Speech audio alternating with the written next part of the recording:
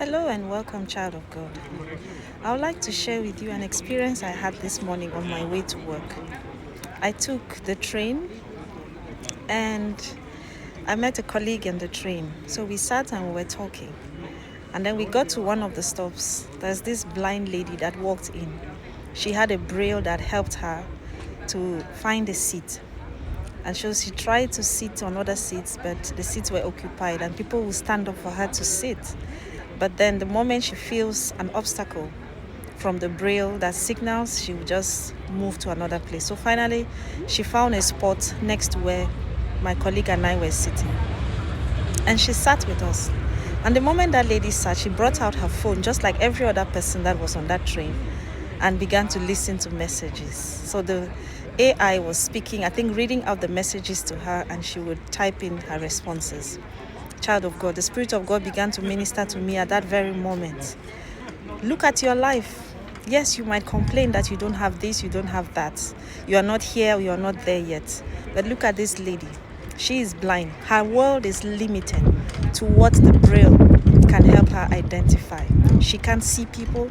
She would maybe love to go to other places, visit good sites, do some nice things, interesting things about her life, or just explore life like every other person. But she doesn't have that possibility because she is blind. She's limited.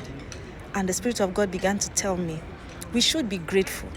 So at a certain point, I turned and I told my colleague, these are some of the reasons why we need to be very grateful. We need to be thankful for all that God has given us. Yes, you might not have the money that you desire. You might not be in the position where you want to be.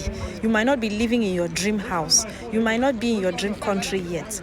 But just the fact that you have your two eyes, your 2 feet, your 2 hands, your ears can hear, your mouth can speak, you can articulate, you can communicate without being aided by AI or by robot or whatever, it's a reason to thank God. You sleep and you wake up every day. We take so many things for granted just because we can get ready to go to work, to go to our business place or an activity in 30 minutes. We feel like we have it all figured out. It is because we are what we are, or because we've worked so much. It is the grace of God. It is the mercy of God. Some people would desire to be in that position where you are, making those same requests, but they don't have that possibility. And my colleague went on to say, maybe she was not born this way. Maybe something happened at a certain stage of her life, or the pregnancy her mother had, and that is what led to that situation. So, child of God, I'm encouraging you today. Please learn to appreciate God.